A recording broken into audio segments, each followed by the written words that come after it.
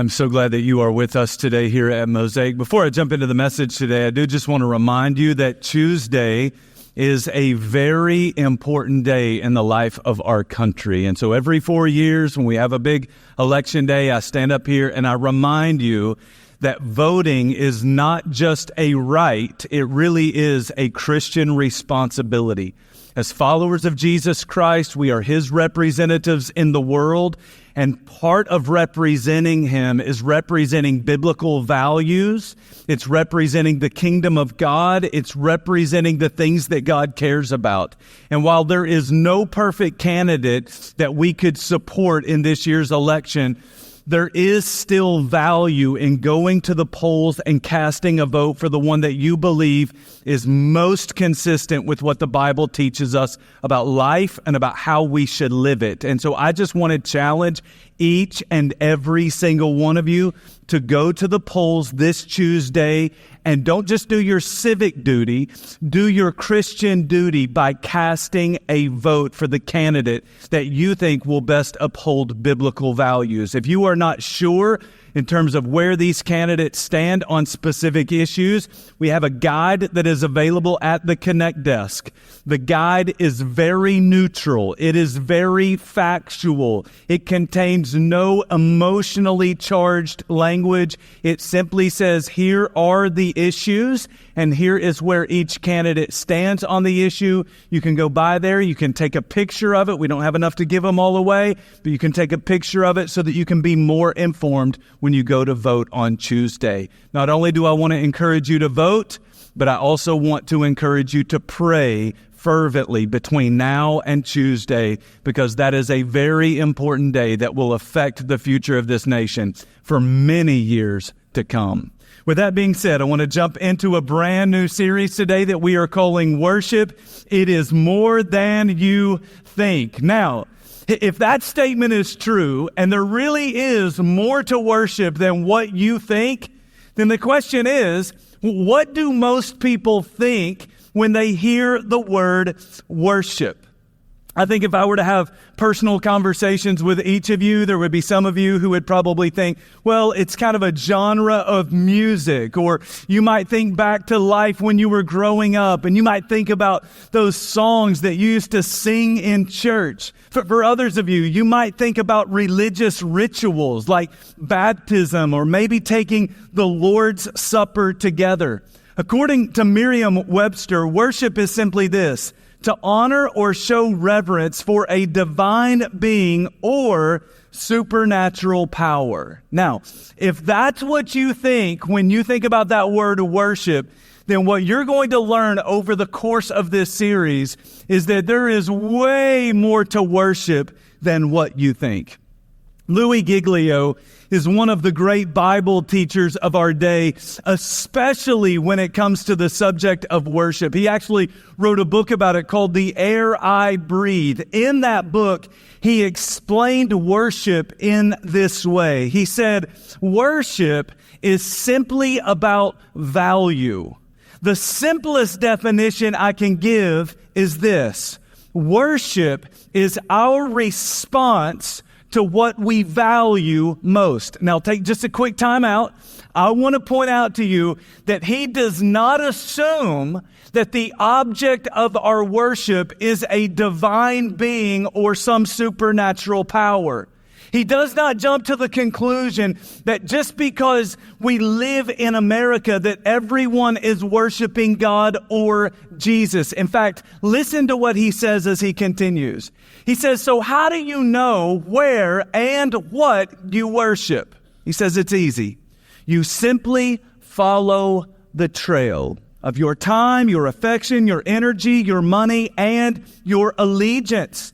At the end of that trail, you'll find a throne.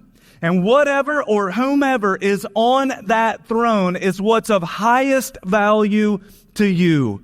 On that throne is what you worship. We may say that we value this thing or that thing more than any other, but the volume of our actions speaks louder than our words. I'm telling you that when it comes to worship, there really is more to it than what you might initially think. And so let me just start by asking you, what do you worship? Don't just jump to the conclusion that because you are in church today, that you automatically worship Jesus or God above everything else in this world. I want you to take an honest look at your life. I want you to take just a few minutes and I want you to follow the trail. When you follow the trail of your time, but when you follow that breadcrumb trail of your money and your energy and your thoughts, are you really going to tell me that Jesus is at the end of that trail and Jesus is the one that is sitting on the throne? I hope that's the case. But what I know about most people is that that's not what's really on the throne. That's not really what they worship. In fact, let me just throw out a few possibilities that is purely based on observation. Let's just start by talking about this first one, maybe the bar and the booze, okay? Can I just suggest, or could maybe we all agree, that for a lot of people in society, this is where they worship, and the alcohol on the shelf is what they worship. I mean, this is what they think about, that this is where they spend a lot of their time. This is where they invest a lot of their money. In fact, this is what they look forward to in life because this is what they love. And deep down inside, this is what they worship. Anybody grow up watching the old TV show Cheers? Remember that show, right? They even had a small group, and their small group leader, his name was Norm, right? Like he would walk in and they would worship together and have community together around the subject of alcohol. How about this one? How about the pigskin and the stadium, right? The stadium is where people worship, and that player or that team or that game is what we worship.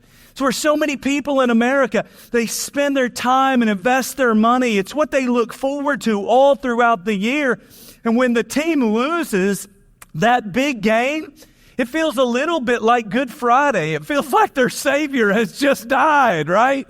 But when their favorite team wins the big game, it feels a whole lot more like Easter Sunday. There's this hope for the future. There's this sense of victory in life that everyone celebrates out on the field, right? For some people, that's what they worship.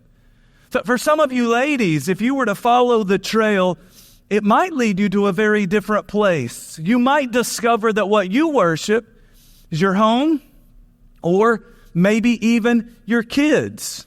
That when you look at your life, there's no arguing that that's where you spend the majority of your time. That's what really grabs your heart. That's where you invest your money. In fact, you are willing to make any and every sacrifice for those things because that is truly what you worship. How about this one? The game of golf. Now, I got to be really careful with this one because my father-in-law is in town visiting and he's sitting right over there. Okay, so this could be really sketchy for me. But I don't know if you've noticed this or not, but golfers are incredible worshipers. They too have a sanctuary and they too have a small group. This is what occupies their thoughts and their affections and so much of their time. How about this next one? Sex. But listen to me, man. I know people who have sacrificed everything else in their life that they would say they love and care about simply for sexual pleasure. They've given up their families. They've given up their jobs, their reputation, their money. They give it all up because this is the thing that they value above every other thing in this world. I have to talk about at least one more, especially this time of year. This one hits close to home even for me. How about this? For a lot of you dudes out there, maybe even some of you cool ladies, like this is where you worship, and that big buck on the right is what you worship. You just follow the trail. And I'm not talking about the blood trail, okay? I'm just talking about the trail of your time and the trail of your money and your thoughts and what you scroll about all the time. And you get to the end of that trail, and you will see very, very clearly what is really sitting on the throne. What is on the throne and what should be on the throne is often two very different things. So when we go back to our study of the book of Romans, we can see that for the first 11 chapters of the book, Paul has been talking to us about what Jesus has done for his people. And now he is making the point that out of all the things in this world that you could worship, Jesus is what you should worship. As he starts chapter 12, this is what he says in verse 1. He says, "Therefore I urge you, brothers and sisters, in view of God's mercy, to offer your bodies as a living sacrifice, holy and pleasing to God, for this is your true and proper worship." Now, as Paul opens up this whole conversation on the subject of worship, he starts by reminding us of God's mercy. Now, remember, he is writing to a group of Christians who live in the first century city of Rome. He's writing to a group of people who have understood the death, burial, and resurrection of Jesus. They have put their faith in Jesus Christ and trusted that Jesus really did die on a cross, taking punishment that they deserved so that they could have forgiveness of sins. And in exchange for their faith, they understand that God has given them mercy. He has forgiven their sins. He will not judge them or condemn them, but instead he is now working in their life to change them. Now, when it comes to all the things in your life that you could value, you better think about the value that you place on God's mercy. The question is, what is God's mercy worth to you? That word worship actually comes from the Old English word worthship, as in what's it worth to you? Max Lucado once said this. He said, God's mercy is $1 billion blessing we could never afford, but are handed for free every morning. Paul knows that people in the world, they place value on all kinds of things. And we do that because of what we think those things are going to do for us. But what Paul also knows is that for all of these people that he's writing to who are followers of Jesus, he knows that nothing can do for them what God's mercy has already done for them. He knows that no one in the world could do for them what Jesus Christ has done for them. And so now in response to that, Paul tells these Christians that they should offer their bodies as a living sacrifice that is holy and pleasing to God. I want you to think about that. God is not asking you to die for Him, but He is asking you to live for Him. He wants you to offer your body. He wants you to offer your whole life as a kind of living sacrifice. He wants you to think about all that time that you used to devote to other things that you worshiped. He wants you to take all that energy that you used to devote to other things that you worship. He wants you to take that money that you used to devote to other things that you worship. And He wants you now to sacrifice those things for the most important thing, which is God Himself. Why? Because He is worth it. That word sacrifice simply means that we give up the things we love for the thing that we love even more. I don't even know all of you, but I promise you this, you are making sacrifices for things all the time in your life because there's not enough time for you to do everything that you want to do. And there's not enough money for you to do all of the things that you would love to do. And so you make sacrifices so that you can enjoy what you value most. Now, this is the key. What you sacrifice for reveals what you value most. And so look at your life. Follow the trail. Be really, really honest with yourself. What do you sacrifice for? Paul says that if you will just look at God's mercy and you'll think about the value of God's mercy, then you should naturally say, I am going to make sacrifices to God. In fact, Paul tells us not only to do this, he tells us that when we do this, that this is true and proper worship. I want you to think about that. There is a kind of worship that is true and proper, which also implies that there is a kind of worship that is false and improper. It's false because it's built on a lie. It's not worth what you think it's worth because it cannot do for you what you hope it will do for you. And so let me just ask you, when you think about all of those sacrifices that you have made for other things that you have worshiped, is it really worth it?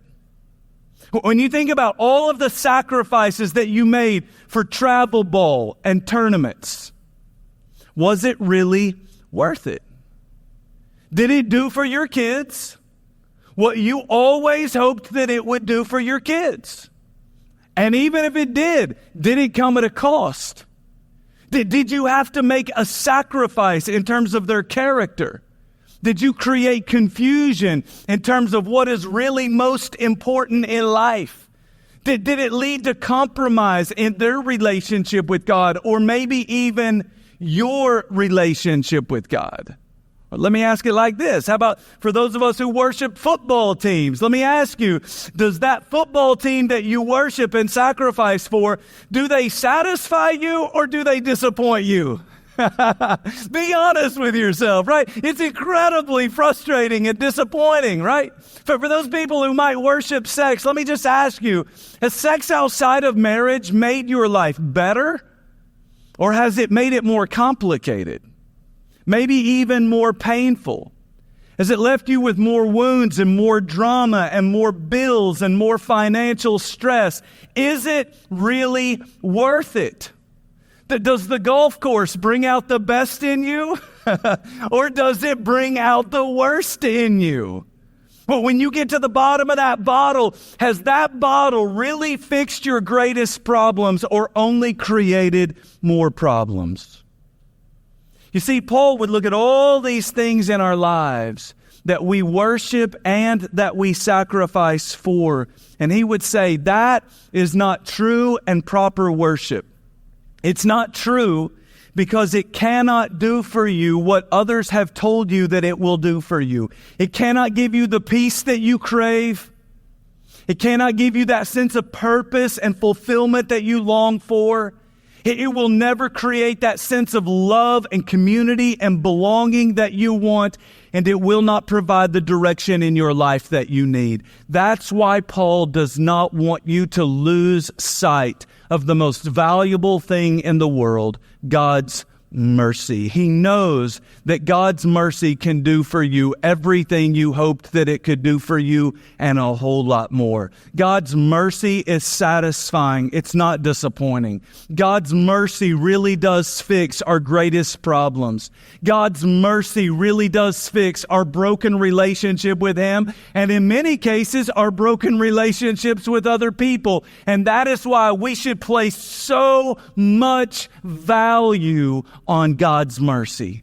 Paul says that in view of God's mercy, you should be willing to offer your body or your life as a living sacrifice that is holy and pleasing to God. In essence, he's saying that in light of the fact that Jesus died for you, the least you could do is you could live your life for Him. In fact, he goes on in the chapter and he continues to explain to us what that practically looks like. Look at what he says in the very next verse, verse 2. He says, "Do not conform to the patterns of this world, but be transformed by the renewing of your mind.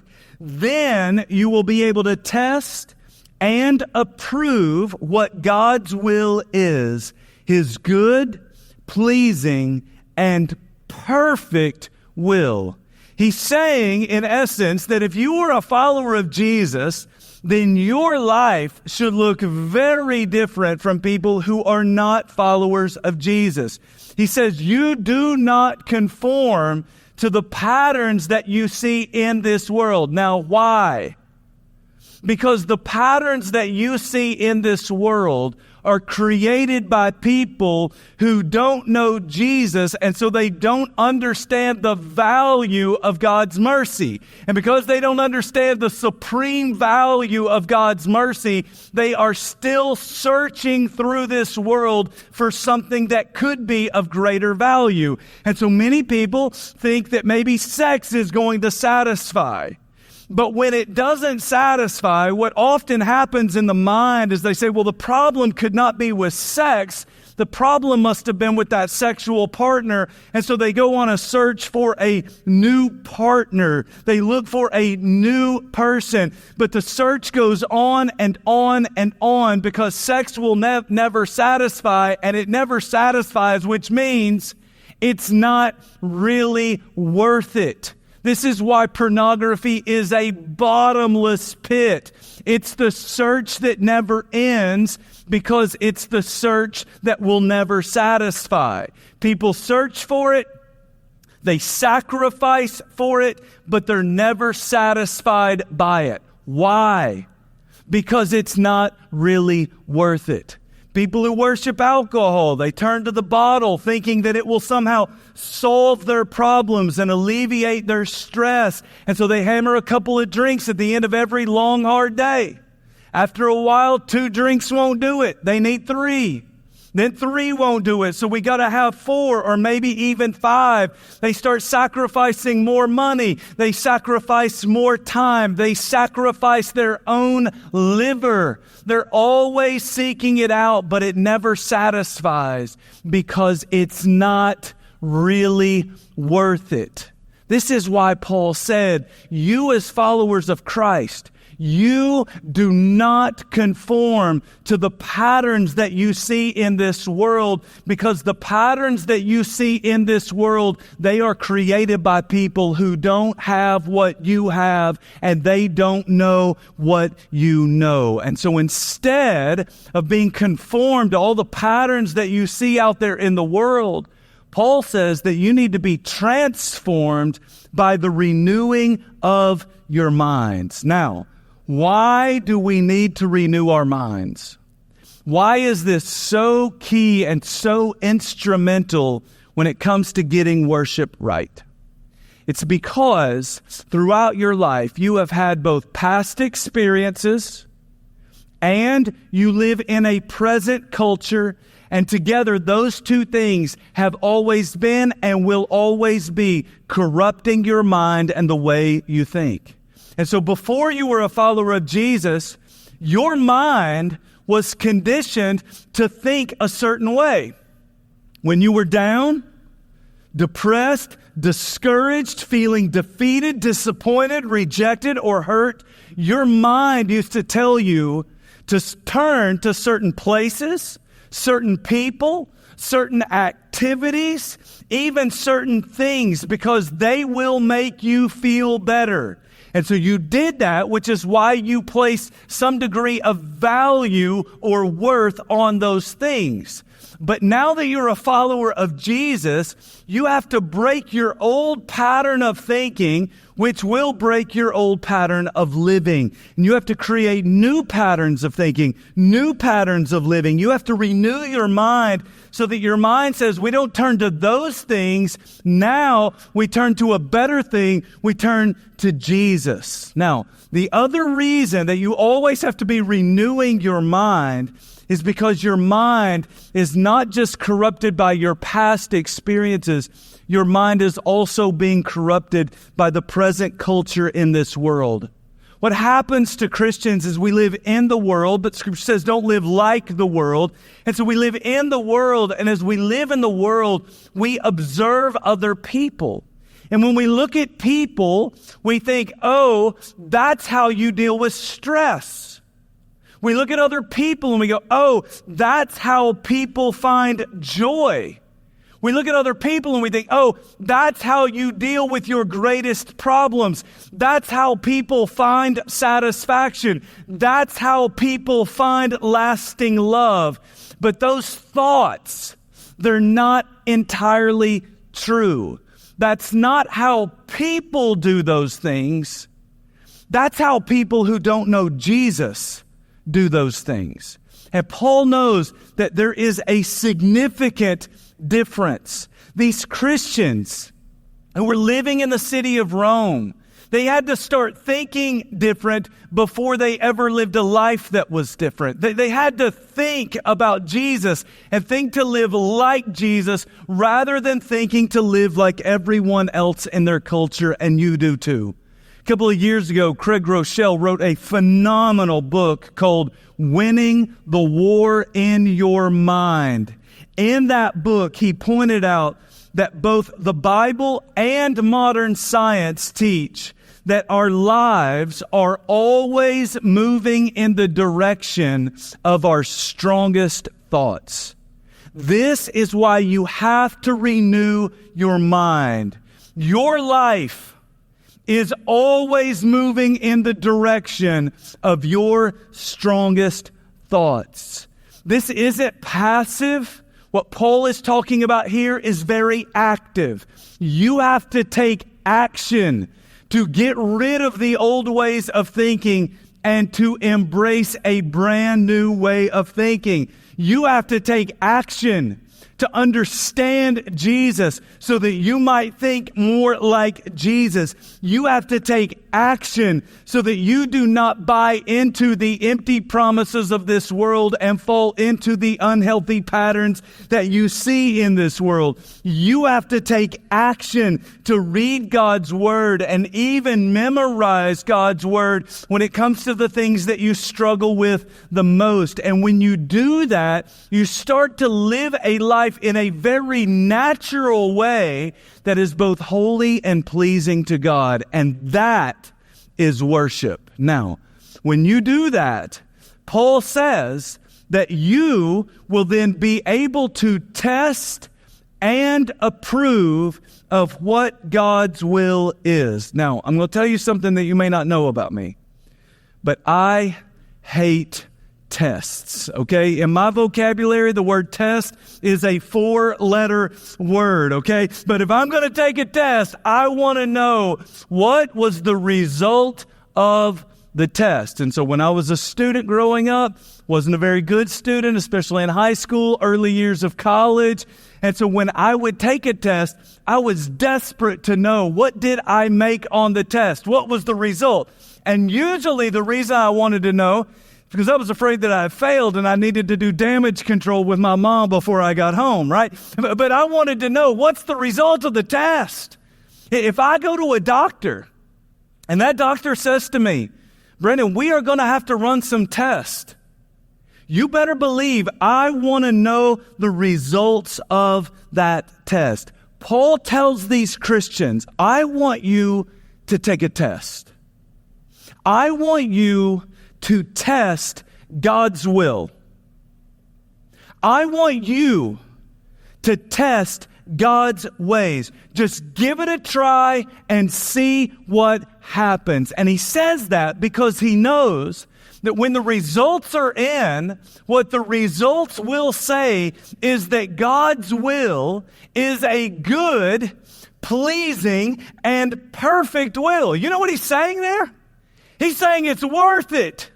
I want you to think about that in contrast to all the other things that you have worshiped and sacrificed for over the course of your life. When you think about all of those things that you have worshiped and sacrificed for, when you think about those relationships, when you think about those purchases, when you think about those trips and those activities, was it really worth it?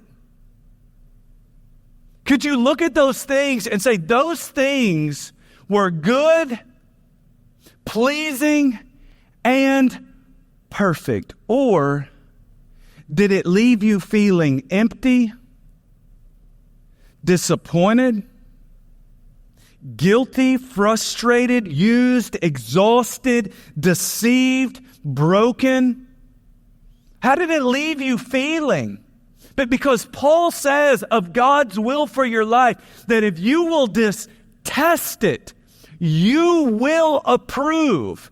that God's will is good, pleasing, and perfect. I'm telling you, the world tries to offer you all kinds of things, but nothing in this world can do for you what God can do for you. Now, some of you may be here and you're going, man, I don't even know what God's will for my life is. I don't understand what it looks like to offer my body or my life as a living sacrifice that is holy and pleasing to God. If that's you, I want you to listen very carefully to what he says in verses 6 through 8. He says, we have different gifts. Do you understand that you have gifts?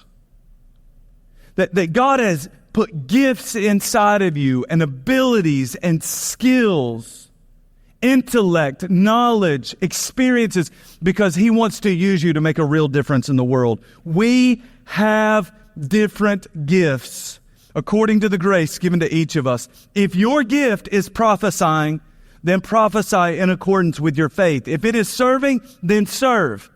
If it's teaching, then teach. If it is to encourage, then give encouragement. If it is giving, then give generously. If it is to lead, do it diligently. If it is to show mercy, do it cheerfully. Listen to me. God's will for your life is that you would live like Jesus. Jesus had gifts. He was an influencer. He was a leader. He was a teacher. He was a great servant. Jesus had gifts. You also have gifts. Jesus, though, he did not spend his life asking the question, what can this world do for me?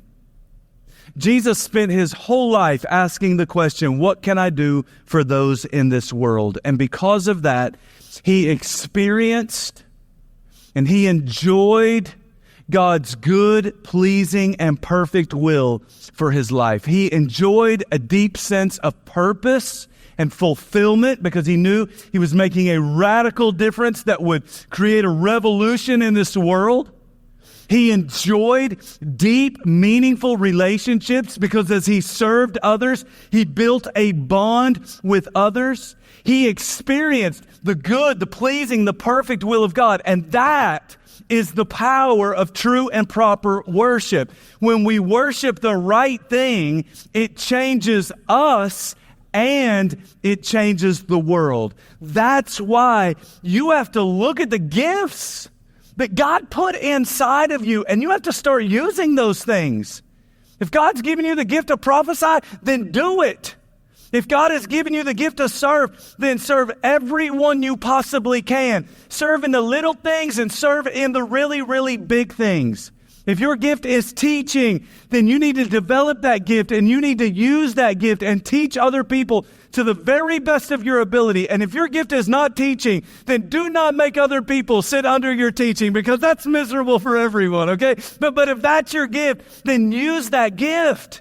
If your gift is to encourage, then encourage everyone you encounter because every person I know, they need a lot of encouragement in their life. If your gift is giving, Paul says, give generously. I mean, in a kind of radical generosity that leaves people speechless because of what you have given to them. If your gift is leadership, he says that you need to step up and lead diligently. If your gift is to show mercy, do it cheerfully because there are a lot of people in this world who are always beating themselves up and they need anyone to show them a little bit of mercy. I'm telling you, worship is not just about the songs that we sing.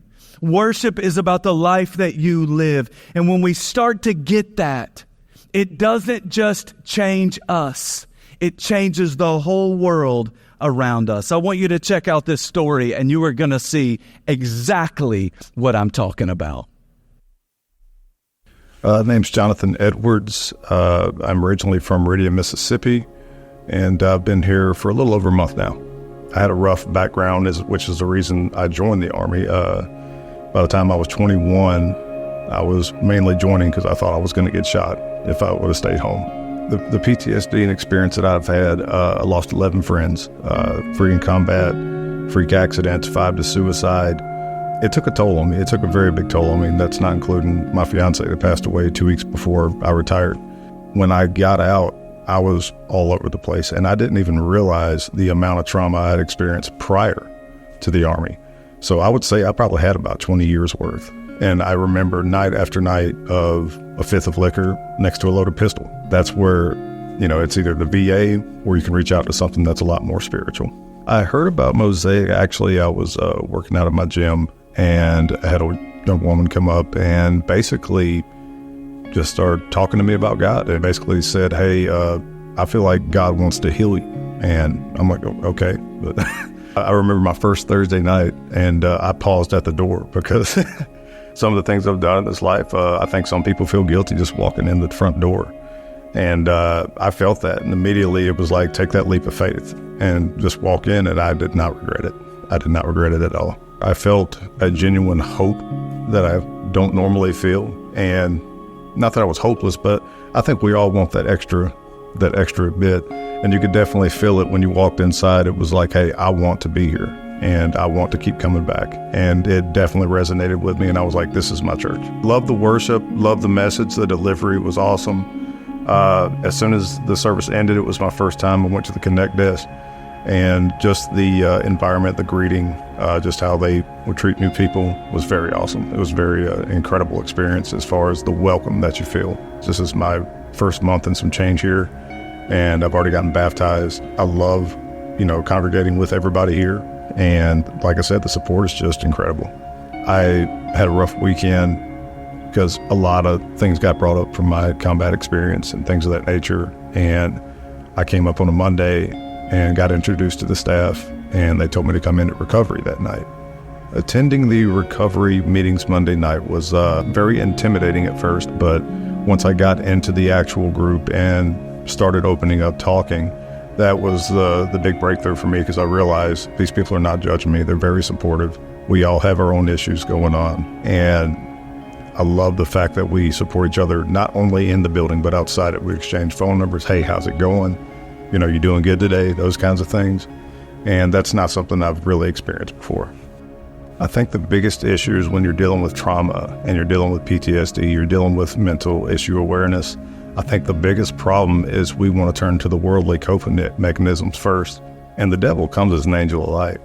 So he's going to come in the form of someone that's not supposed to be in your life. It's going to come in the form of that alcohol, that needle that you're injecting, the suicidal ideations, whatever it may be. I think that people have lost sight that there is something spiritual that you can tap into that's not a Band-Aid. It's just going to heal that wound.